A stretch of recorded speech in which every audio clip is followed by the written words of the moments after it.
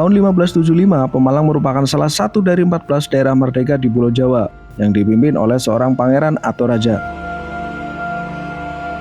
Kemudian Panembahan Sendok Rapiak dari Mataram menaklukkan daerah-daerah tersebut, termasuk di dalamnya Pemalang. Pemalang dan Kendal pada masa sebelum abad 17 merupakan daerah yang lebih penting dibandingkan dengan Tegal, Pekalongan, dan Semarang. Jalan raya yang menghubungkan daerah pantai utara dengan daerah pedalaman Jawa Tengah Mataram yang melintasi Pemalang dan Wiradesa dianggap sebagai jalan paling tua. Dulu nih orang-orang tua dulu mengatakan Pemalang punjering Jawa, bukan pusar. Punjer itu maknanya pusat. Punjering Jawa di sini sing mengkukarepkan pusat peradaban, pusat kebudayaan.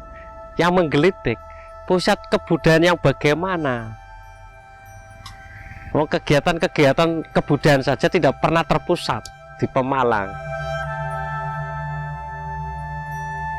Berdasarkan kajian Ki Suryo, seorang tokoh budayawan muda, Pemalang dari zaman Kerajaan Majapahit adalah tanah perdikan. Pemalang dianggap sebagai tempat yang aman untuk penyelesaian pertikaian dua kerajaan. Sehingga pada masa itu Pemalang menjadi salah satu tempat yang didatangi banyak pihak. Kenapa? Menelusuri jejak sejarah di era dulu, Pemalang adalah tanah pertikan, tanah pijakan, tanah ampiran, tanah transit. Berarti banyak suku, banyak ras, banyak kelompok-kelompok, golongan-golongan tertentu bermukim di Pemalang, sehingga akan muncul peradaban baru, muncul beberapa karakter kebudayaan di Pemalang. Kalau merujuk pada sejarah masa lampau, Pemalang itu luasannya antara Semarang Tugu sampai pada Losari Brebes.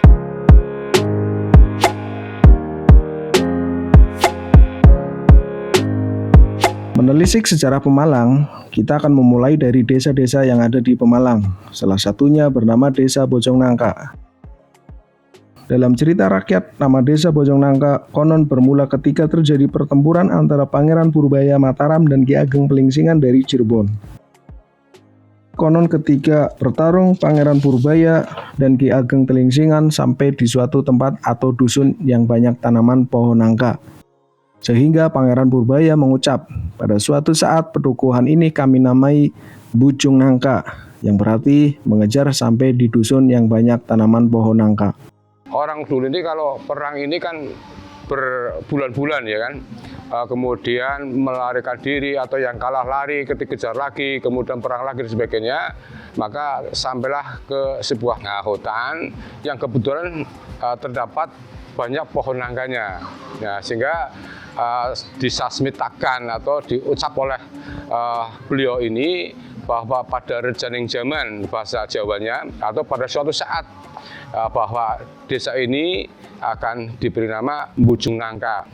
Bujung itu artinya adalah mengejar, nangka adalah salah satu pohon nangka yang kebetulan ada hutan yang banyak nangkanya, sehingga dinamai Bujung Nangka.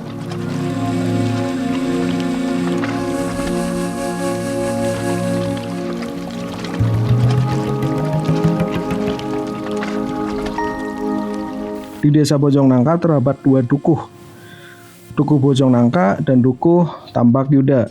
Keduanya mempresentasikan terjadinya pertempuran antara Pangeran Purbaya dan Ki Ageng Pelingsingan.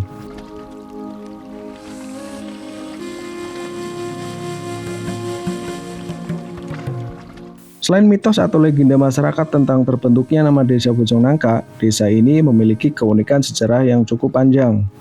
Sejarah ini berkembang berdasarkan cerita atau dongeng yang merebak di masyarakat, serta juga dikaitkan dengan peninggalan makam tua atau punden yang berada di sekitar Desa Bojongnangka.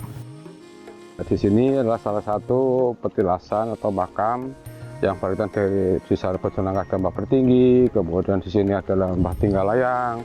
Lah kemudian Tinggalayang itu siapa? Nah, ini salah satu tempatnya di sini. Nanti kami sedikit ceritakan bahwa di salah satu ada dua makam di sini atau tempat. Berdasarkan ini adalah Mbah Gawang, di sini adalah Mbah Tinggalayang ya. Nah, Tinggalayang di sini adalah salah satu mungkin pertemuan pada saat itu.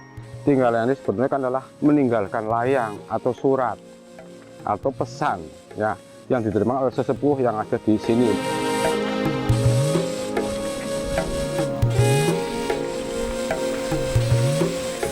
Jadi inilah batu bata yang diyakini oleh masyarakat Bojongnangka sebagai peninggalan era Majapahit.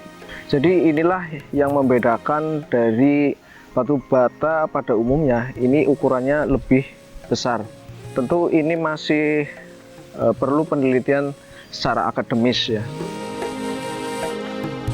Punden atau makam leluhur desa ini diyakini masih memiliki keterkaitan dengan sejarah kerajaan di Nusantara. Seperti Mbah Pertinggi dan Tinggalayang, masyarakat menduga makam leluhur ini berasal dari masa kerajaan Majapahit. Kemudian Bahurekso dari kerajaan Mataram Islam, yang dalam sejarah Pantai Utara, Mbah Bahurekso adalah Panglima Sultan Agung untuk wilayah Pantura ketika penyerangan Sultan Agung ke Batavia. Kalau di Desa Bojongnangka, peninggalan adalah makam-makam atau semacam apa ya? Kalau prasasti bukan prasasti, tapi semacam makom atau petilasan yang di sana bata-bata atau yang tertata di makam-makam ini adalah bata-bata peninggalan kuno, yaitu dengan jumlah banyak, kemudian bentuk ukurannya juga besar seperti candi seperti itu. Tak mengenal sejarah, maka kita tidak akan mengenal siapa diri kita. Peninggalan leluhur di setiap daerah di Pemalang mulai mengalami degradasi. Begitu juga yang dialami di warga masyarakat Bojongnangka. Sementara ini kearifan lokal, khususnya masyarakat Desa Bojongnangka dan masyarakat umum itu sudah mulai luntur. Ketika kami kecil dulu, yang namanya gotong royong di masyarakat itu sangat luar biasa. Ketika membongkar rumah, ya, dengan rame-ramenya masyarakat tanpa diperintah, ya, gotong rumah pindah atau membangun rumah itu secara gotong royong bersama-sama.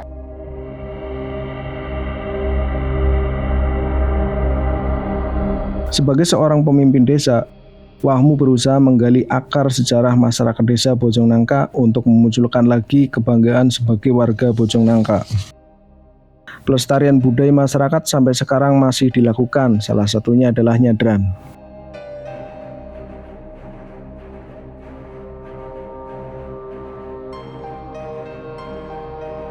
Nyadran merupakan salah satu tradisi yang masih lekat dalam kehidupan masyarakat Jawa. Tradisi nyadran merupakan suatu budaya mendoakan leluhur yang sudah meninggal. Tradisi nyadran berdasarkan sejarahnya merupakan suatu akulturasi budaya Jawa dengan Islam. Kita nyekar lah, julu bahasa kan nyekar, apapun bentuknya mereka adalah orang tua kita. Nah, kemudian kita padukan dengan keislaman, dengan ruat bumi, pada bulan Syura atau bulan Muharram seperti itu. Di samping ketika hajat pun masyarakat kami masih banyak yang berziarah sebelum ada hajatan misalnya. Sebelum hajatan banyak yang berziarah doa kepada Allah, cuma juga berziarah pada makam leluhur yang ada di situ. Karena sebagian besar di wilayah Desa Bojongnangka adalah pertanian, mungkin lebih dari 90% pertanian. Bagaimana caranya pertanian itu bisa disulap menjadi sebuah wisata. Sedikit demi sedikit dari pemerintah desa membangun wahana ini yang awalnya adalah terampah jalan yang warna-warni. Kalau dulu itu dikenalnya di sini jembatan pelangi. Ternyata antusiasme masyarakat itu luar biasa. Kemudian kita baru inovasi lagi, kira-kira apa lagi nih yang mau diciptakan di sini untuk menarik pengunjung. Kemudian dibikinlah awalnya itu terapi ikan.